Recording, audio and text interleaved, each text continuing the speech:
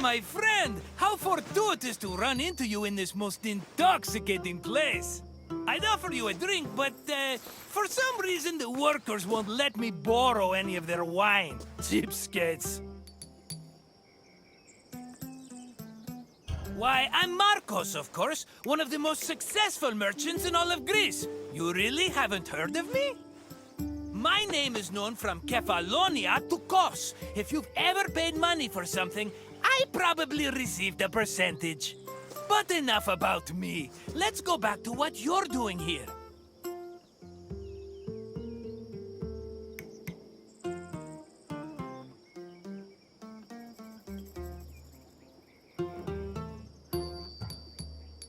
As you can probably tell by all the grapes, this is one of Greece's many vineyards. Wine was an essential part of Greek culture, and this tour will take you through how it was made. In addition to being delicious, not to mention lucrative, wine was an important part of Greek economy. I promise I'll meet you at the end of your visit, my friend. See you soon!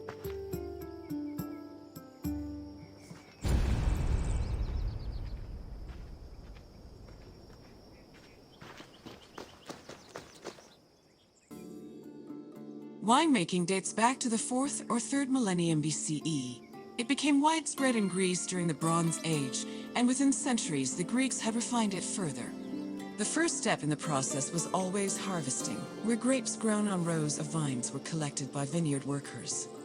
According to Homer, harvesting was often accompanied by music to give it a more festive atmosphere. Ancient Greek wine mainly came in 3 different varieties: Osteros, Glucoution, and Autokratos. It could be flavored with spices, herbs, resin, and even perfume. It was also much stronger than modern wine, with an alcohol percentage of approximately 16%. Because of this, the drink was mixed with water to make it more palatable.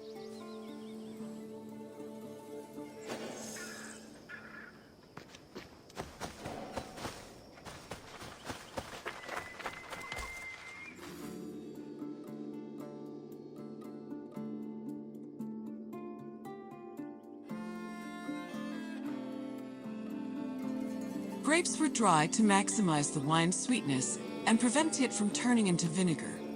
In most vineyards, the drying process involved laying the grapes out on the ground under the heat of the sun, then covering them at night to protect them from accumulating dew. According to Hesiod's poem, Works and Days, the ideal time to dry grapes was 10 days and 10 nights. When they were finally completely dried, the grapes were collected in jars, just as they are today.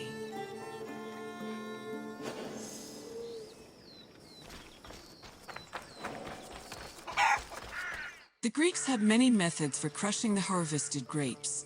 The most common technique was to use a lenos, a large treading vat where workers stomped on grapes with their feet. Alternatively, the Greeks sometimes crushed the grapes by hand using a strainer, mashed them with a mortar and pestle, or squeezed them using a tool called a sack press.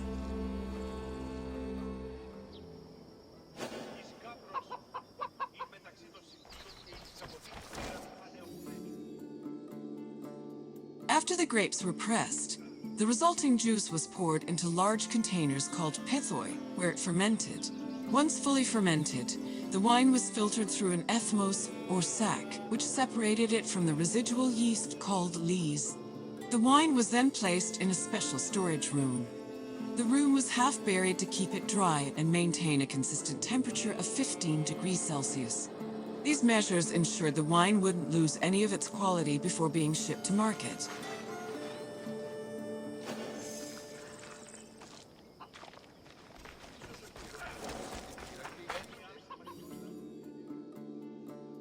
When the wine was ready to ship, it was poured into storage containers called amphoras. These were smaller than pithoi, which made them easier to ship and display in crowded marketplaces. However, that doesn't mean transporting wine was always a safe endeavor. Sometimes ships carrying amphoras as cargo would be wrecked before making it to their destination, losing hundreds of bottles of wine to the sea.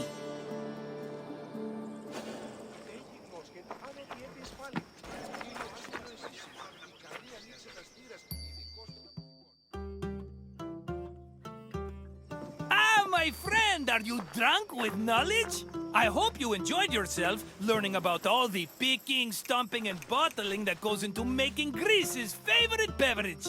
Maybe if my customers understood how hard winemaking was, they'd agree more with my perfectly reasonable prices.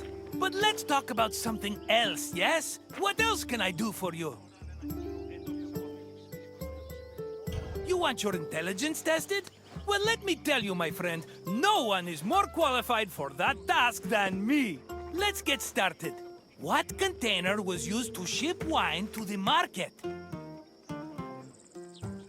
Yes, wine was stored in amphoras during its long journey to market. Here's another question. Which of the following wasn't a type of wine variety? Correct! Thasos was an island famous for its vineyards, not a specific type of wine. Just one more question to go, my friend. Which part of the winemaking process created the grape juice necessary for wine? That's the one! The harvested grapes were pressed in a linos, often by the feet of vineyard workers. Just try not to think about that last part whenever you have a cup of wine. You know your wine. You're as good with facts as I am with money, and that's really saying something. If you say so, my friend, I hope we see each other again soon.